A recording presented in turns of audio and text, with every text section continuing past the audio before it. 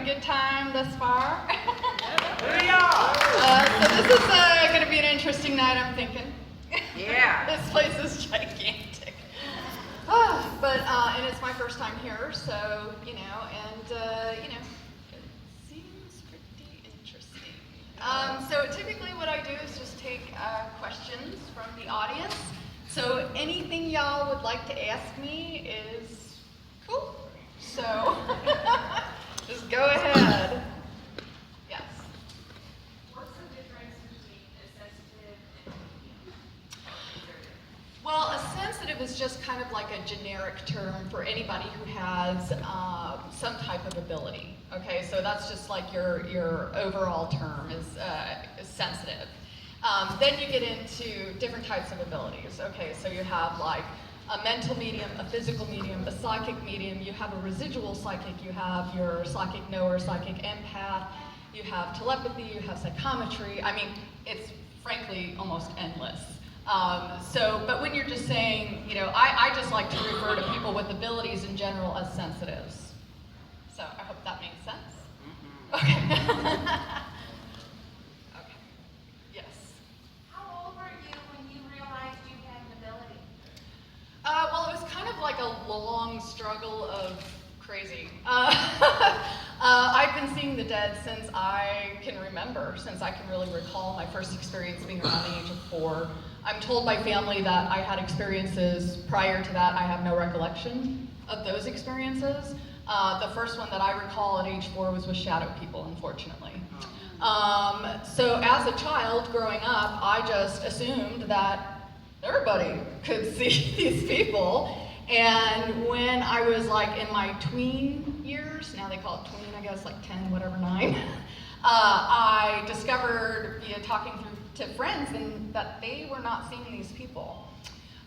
One incident in particular was my friend Chandra was over and we were playing Barbies in the living room, and we set up like the Barbie Kingdom, and it was right next to the closet where this little dead boy was always hanging out. And I didn't think anything, I've been there my whole life. And we went out to get snacks, and we came back into the room, and the Barbie Kingdom was completely devastated. Everything was everywhere. Well, Chandra starts screaming and freaking out, and I'm just looking there, and there's a little boy sitting in the middle of all this chaos, and I'm like, what's the big deal?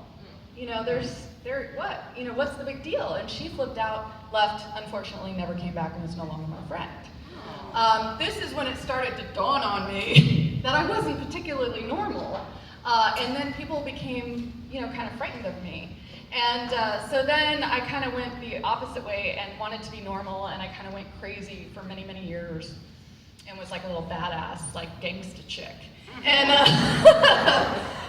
just trying to tune it out and be cool. And so really it was when I was approaching my late teenage years that I really started to be like, okay, I'd always studied the paranormal. I was always looking and trying to understand and trying to make sense of what was going on with me and other people that I had now along the way met who were like me. And there was nothing really out there back then that had anything to do with anything that I was going through or my friends.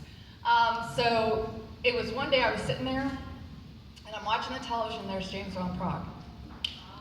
And I fucking flipped my shit. I started bawling and freaking out, and even at that point, like, I knew, but I was just like, just completely and utterly overwhelmed.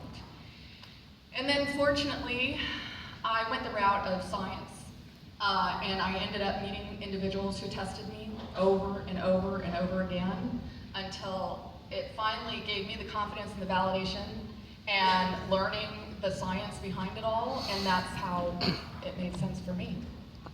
And working with my fabulous guys, because they're fucking awesome. And without them, I wouldn't be standing here today. Sorry. That's all right. Can she go first? Just okay, sorry. Okay. Do you see dead people all the time? When I was younger, I did, and actually when I was in college was when I really started learning how to completely shut them out so I could focus on my studies, because they would interrupt me constantly. Like I think about Ghost Whisperer, the TV show. Right. And how she, would see people and they would come up and ask her for help. Yes. And Yes. does that happen? That was very much my experience in my younger years before I learned how to turn it on or turn it off. And what I say is open or close. And I was, like I said, I'm very fortunate that I have such a friendship with my guides to where I see them and I hear them clearly. And they really taught me how to get a grip on my abilities and how to work with them. So, yeah, because otherwise I'd be bouncing off. Well, I am right now, but I'm more so bouncing off the walls. So, yeah, many years to learn how to really get it in a good place. Okay. Thank you. I'm a part of a discussion group on Facebook called the Dead Files Discussion Group, I believe Right. it's called. Yes. And the big question they wanted to know is, have you ever seen an angel? They want to know about the angels. We know about the demons and the other things, but they want to know, have you seen an angel ever? Well, here's the thing about angels. Some people refer to guides as guides. Some people refer to them as angels. I've seen beings that are extremely tall. They're completely made of light. They're so bright I can't really look directly at them. And they've guided me many, many times and intervened in my life many, many times and have helped me after investigations.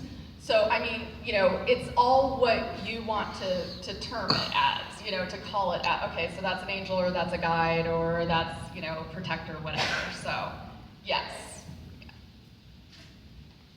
Yes. Hi, this question's from my son. The house he lives in, he swears occasionally he will hear 3 knocks. And anytime he does, either somebody he knows or somebody close to him that has a relative passes away within a relatively short period of time. Interesting. And he just swears that happens. And he wanted to know, could it be the house or something about him? I don't know. But Well, it's interesting because a lot of people will be like, oh, the three knocks is a sign of the Trinity, blah blah blah, demons, whatever. It's hard for me to say exactly unless I'm at the home and I'm talking to whoever the hell's making the noise. But because it's just kind of saying, okay, be aware, somebody's going to pass. I would almost think or speculate that it's possible that's how his guides are communicating to him and letting him know, guess what, get ready. okay. All right, thank you. Anybody? Question, you know, at the end, you probably was supposed to have to do and get this person and that person. Do you help facilitate them finding them? I mean, or do you feel like supposed to comment? Typically, I will have a number of somebody who's local to them, so it'll be either a medicine person, shaman, Reiki master, medium, whatever it is. It'll be one person that is a lead for them to contact, who will know whoever else they need to be put into touch with. But I let the locals really focus and handle the cases because they need to be proactive in contacting that person and creating their team. Yeah.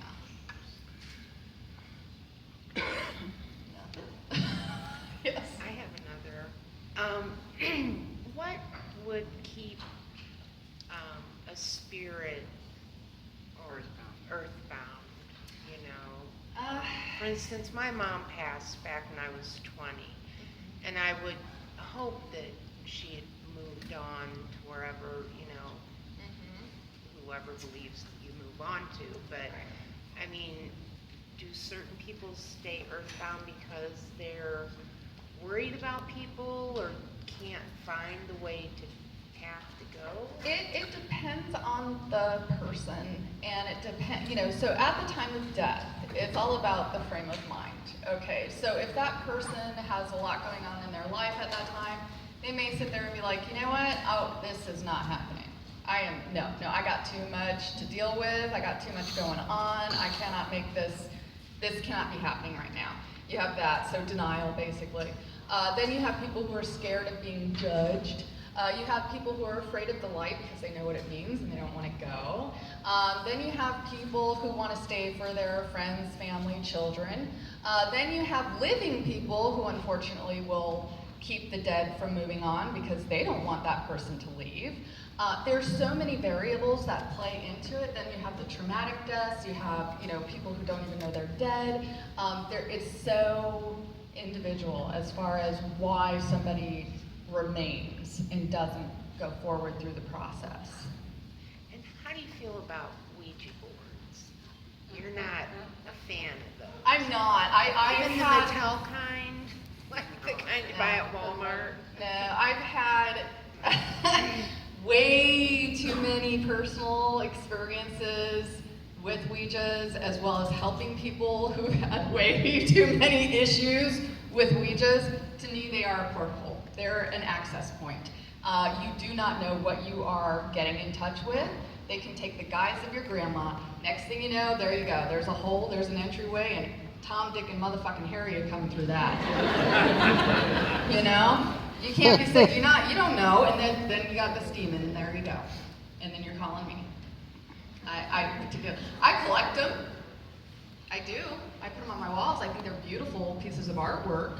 But no, you don't need to be messing with that. To ask questions or... No. Yeah.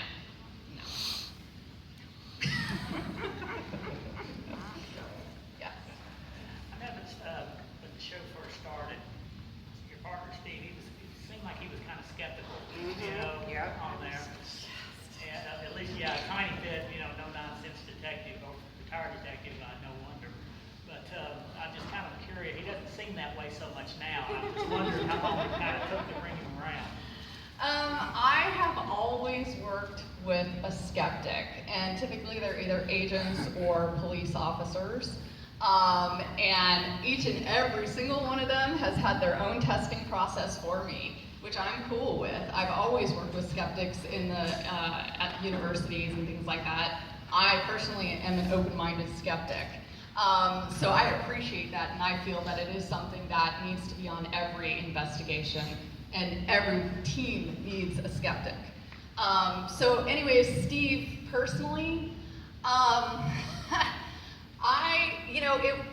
he was just freaking out at first. And then he kind of ran one of the cases on his own, and I think, but he still flips out. I mean, we were, and I'm like, really? He almost knocked me out just when we were just filming the last season, and I was talking about, some murder or whatever that I got, and he almost knocked me out. So I don't know. You'd have to ask Steve. He just freaks out sometimes. I don't know. But I think it not long, because it wasn't long after we were working together, he started wearing his cross, and which is how it goes, So I'm all like, okay, sorry.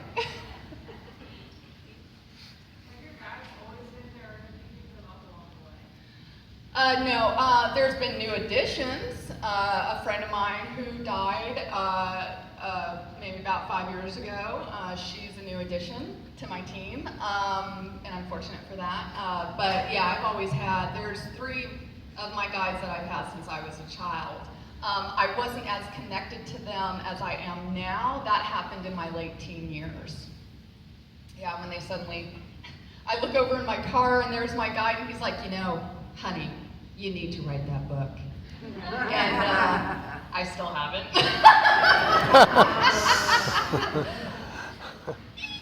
I more or less listen to them, typically, 85% of the time. I'm a bad girl. Do you have animal fantasy? I think I do. And of course, I would love to have kitty cats. But I have never seen a kitty cat guide, but I do believe that I have some animal guides. Yes, I think that everybody does. Yes. It's kind of what this person asked.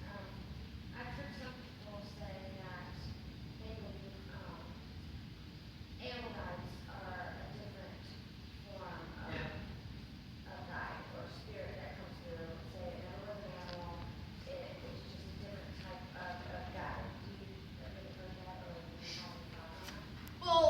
about animal guides is that you'll have certain animal guides that represent, okay, so like if you have, say, a fox, and that's your consistent animal guide that you're always, you always perceive as with you. And so that has certain traits that represent what you need and what they're there to fulfill. And then you have transitional guides, and this goes with the deceased guides who come from your family or friends, and they may come and go. And that goes with animal guides as well. So you may occasionally get different animals that you're perceiving only for a limited amount of time, but they're there for a particular reason. But I do believe that animals, once they pass, are still very much in their form, and they have a decision if they want to remain in that form and become guides or not, or if they want to come back as different animals or come back in human form. I mean, there's a lot of options out there for them. But I absolutely believe that animals have souls and continue their existence.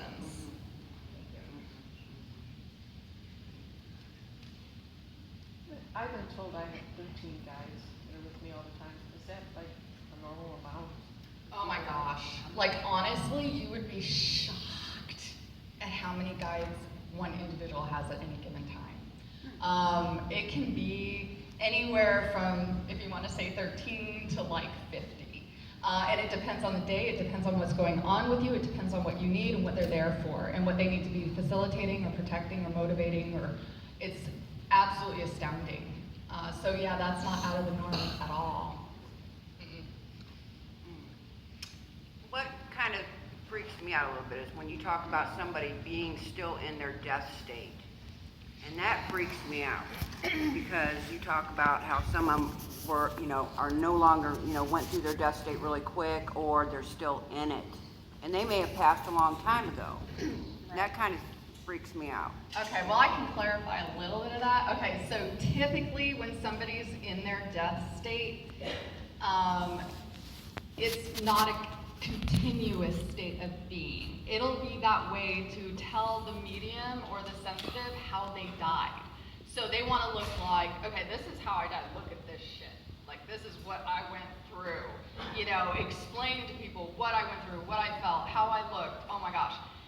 There are some people, unfortunately, some dead people, unfortunately, who hang on to that and they can't process out of it. And those are people who typically just are in a state of shock. They can't get through that state of shock and they just keep reliving that. And it's unfortunately a process that they have to go through. And eventually they'll come out the other end. Yeah. Okay, I have the main question. How, as a living person, do you make sure you do not get stuck? No regrets. Take care of any unfinished business that you feel you may have. The other thing is to, if you've had any traumas in your life, and you can get back to those places or those people to work it out, do it. Reclaim every aspect of your being before you move on. And if you can't go to those places and you can't reach those people, then write letters, make peace with it as best as you can. Burn them and send them off into the universe. That's your message to them or that place or that experience. But if you can get back to those places and talk to those people, do it. Just make sure you work through Yes. any issues, angers. Yes. And then a second part of the question, on TDF, your medium, you see the people that are stuck, and then other mediums will like bring your passed on family members and stuff like that trying to think how to word Oh, it. you mean like they're giving a reading and talking to your dead Exactly. family? Well, yeah. Oh, okay, so what's the difference? Well, yeah, I mean, because they're obviously not stuck if they're, Right. I would hope. Yeah. But, Right. you Yeah. know, it depends on the medium, and I get there's Yeah. so many different. Yeah. There's different types of mediums. And the thing is, okay, so like you go to like, say, a dentist. There's a general dentist who does your like cleaning and x-rays, and they tell you, oh, okay, you gotta do this, that, and the other thing. And then you got specialists who like make fake teeth, right? And they like that. The reason why they make fake teeth is because they got into that, it felt good to them, they resonated, and that's the best work that they do, right? Okay, same thing goes with sensitive. Okay, so not everybody excels at doing investigative walks for one reason or another. They don't feel comfortable, they feel exposed, whatever it is. Some people don't excel at doing readings. I personally, when I do readings, my readings can last for 3 hours. I get way freaking too emotionally involved, and then I'm crying the next day because I just feel so overwhelmed with the emotions from the deceased and the living. Granted, I'm gonna get better about that and do it sooner or later, but hey. You know, so, and then some people do great at homicide investigations. You know, telepaths are wonderful at solving missing persons. So it's about what resonates with you and what you're best at doing with serving the public. Yes. Back there, the lady. Oh, I'm sorry. The lady with the glasses on. When you're dealing with multiple guides, are they always in agreement? Oh, well, they're characters, you know. I mean, it depends on the individual's guides. Like when I sit down at a reveal table and my guides are there and the living people, the clients and their guides are there, they pretty much really do come together and they work as a very good, solid team as far as what that person needs to do, both the living and the dead.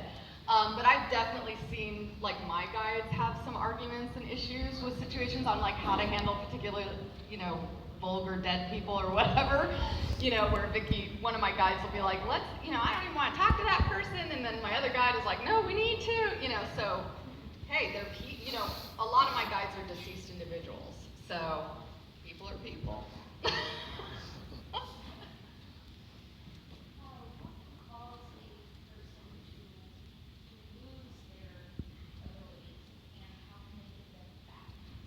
There's a lot of different ways people's abilities can shut down. One is that they had a traumatic paranormal experience and they just shut it down. Another way is that they'll have a physical traumatic experience, they'll shut down. Another thing is for women in particular, they'll become pregnant and they'll shut down. Another thing is if you're abusing your abilities, you will shut down, i.e. for excessive profit, for you know, misusing them in bad ways, exploiting people, things like that. You will lose your abilities. The way that you can regain them is obviously working through your traumas. I've done things with individuals who've seen horrible things when they're children, and I put them through desensitization processes where they're watching gory movies or looking at graphic pictures so they can get over that. So it depends on the person why they shut down. For pregnancy, typically the ability will mutate and it'll become something that your guides feel is better for you and your children or your child. And so you'll reopen when they feel it's time to reopen, and typically your ability will be a little different. Yes? What advice would you give to someone who wants to connect with their spirit guides? Patience, don't force it. They're there, you reach out to them. You reach out to them. You can do it through dream processes, you can do it through journaling, there's various ways that through meditation is one of the strongest ways. I'm always preaching meditation because let me tell you something, it is freaking amazing. But I feel it's a very personal experience and patience. You say, I hear you say a lot on TV and just in things that I've seen you do, like they come and go.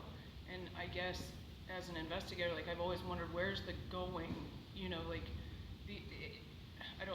I'm trying to wrap my head around, I guess, like other dimensions or like where do they, I guess I get a sense of where they come from, but where are they going when they leave? So if you're talking about, like, it depends on if you're talking about dead people in particular. Yeah. Dead people are right here. They're right here. So there's all these different, if you look at like Bell theorem or string theory, okay, so string theory really resonated with me as far as that there are all of these like universes that are literally right here, okay? And so that's where I feel like shadow people come in and go. And these are, and the dead come and go. And, they've learned that there is to them, there's no physical anything. They can break down a molecular structure like that. It doesn't exist. We're building it with our minds, okay? And we're like really the only people interdimensionally that do that. So our construct is so solid. Theirs is not, so they can come and go. So there's all these different dimensions, I believe, that they can access. And they access them through points, one of which being Ouija boards, closets, mirrors. There's all these wonderful ways that they can access us. So that's kind of, Yeah, that I makes hope sense. that's okay. Does that make sense to you guys? Do you have a question? Did that make sense? Yes. Okay. I do have a question though. Can my spirit guides work with someone else's spirit guides to get us two together? If you know what I'm Like saying? romantically? That, or just get our lives Yes. into, Absolutely, yes. Okay. Yes, even if they're in a absolutely. different state? Absolutely, yes. Yes. There's no time, no space. That's how, somebody who's still alive can be haunting their house. This doesn't exist at all to them. You mentioned science early on helped you understand. Was there anything in the science that was measurable or repeatable? For abilities, Yeah. there are, statistically, yes. Numbers can quantify if somebody has some type of ability or not. Unfortunately, what's going on right now in the field is that people are jumping way ahead of the gun. And nobody wants to sit down and do the boring freaking stats. And so when I was doing research out of the universities, we were going over statistical methods and ways to test individuals for different types of abilities. Because the other thing is everybody's like, oh, well, I'm a medium. How the fuck do you know if you're a medium? We need to first set a baseline, and then we need to test for different types of abilities using these different measurable ways. And so, unfortunately, we're just on the cusp of doing that. And since I've been on the show, I haven't been able to dedicate the amount of time that I used to be able to that. I really feel like, yeah, it is. There is a way to do it. Unfortunately, scientists just have to chill out and do the baby work. You got to take the baby steps. So sorry. I hope I'm not rambling. I'm sorry. I just have more of a question about when you're talking about like the different dimensions and spirits going in and out. Is it like, and like where are they coming from? Is someone that's passed, are they coming from like heaven or? I very rarely answer that question. Okay, so we construct our realities, Okay. and we carry those realities. But they Okay. can kind of like move and can, I guess I Yes. have another question really quick, like, so if I pass and I've never been to Europe, could I go to Europe? Yes, you could. Okay. Yes, absolutely. Okay, great. She's like, I'm on. That's good. That's awesome. I'm going to freaking Europe. Yes, you can. Absolutely. And in a very amazing way, too. So, yeah. Yes. Could you talk about the difference between a shadow person and a form? That's a big difference. Well, a shadow person, well, here's the thing. People are like, oh, are there good shadow people, they're bad shadow people are bad. Sorry, they're bad. But a lot of living people, when they're seeing the dead, they'll see them as a shadow, okay? You're not gonna necessarily see them as a living person or as a full-on apparition of a deceased individual. More than likely, you're going to perceive them as a black mist or a black shadow type humanoid shaped person. And if they're not causing you any trouble, they're probably just a dead person running amok, whatever. But if they're causing you problems, more than likely you're dealing with a shadow person. And they will hone in on elderly, children, and sick individuals, okay? so that's the other thing you're looking for. Okay, do I have a shadow person? Is it negative in my house? Is there an elderly person, a sickly person, or a child? Then you're typically, are they also, if they're coming out of the closets or the bathrooms, more than likely a shadow person. Orbs, skeptical. As I said, I'm an open-minded skeptic. Give me a negative and I'm a happy girl if I can take it to be analyzed properly. But if you're getting a lot of orbs, it's probably just dead people. They don't have nothing to do with shadow people. Shadow people will come up like a dark figure in your photograph. Like there's no mistaking it. Yeah. You will get a shadow. Yeah. Well, hopefully your dead people are happy dead people. It sucks when they've gone bad. You know, it does. It does, yeah. Yes. Apparently not gonna want to answer this either. Which is fine. Either? What did Well, I you know, answer? there was when you said. Oh, the whole heaven God. thing. Oh, okay, yes. Do you believe in God? And if not, how, okay, it's hard to put in. Existential stuff. But Hardcore. a lot of people believe that if somebody believes in ghosts or demons, they must also believe in heaven and hell and God. I use language that is accessible by the majority, okay? I use demon because that is a word that the majority understands. A lot of the entities that I come into contact with don't fit any of the freaking terms that we have accessible to describe them today, okay? So I go to words that the majority of the population will be able to be like, oh, that's fucking bad. Not good. Because if I got into trying to explain what some of these things are, it's not something that's comprehensible. It just isn't. We don't have the language today to explain these things, unfortunately. Haven't you seen something that was like the people came in? Yes. Do you believe in life on other planets? No, not necessarily, no. I have theories like, okay, aliens are us. It's us coming back in time. There's interdimensional processing. They know how to come back and forth, just like shadow people, just like the deceased. So there's and that's the thing, I do go through a struggle because it's like, my friend and I got into a huge argument because I'm like, look, quantum physics says this.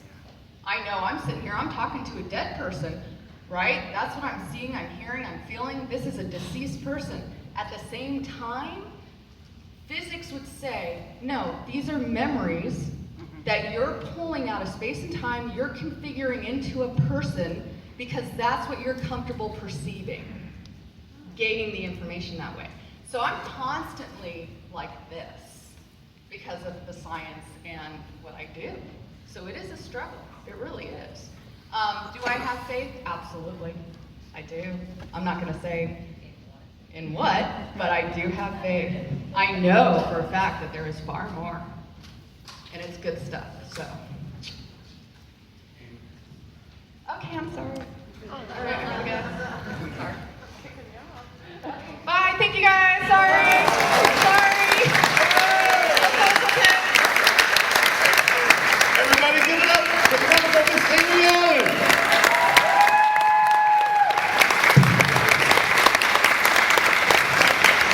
Well, we're not quite at the hunt yet. However, we do have our keynote speakers here in the room with us.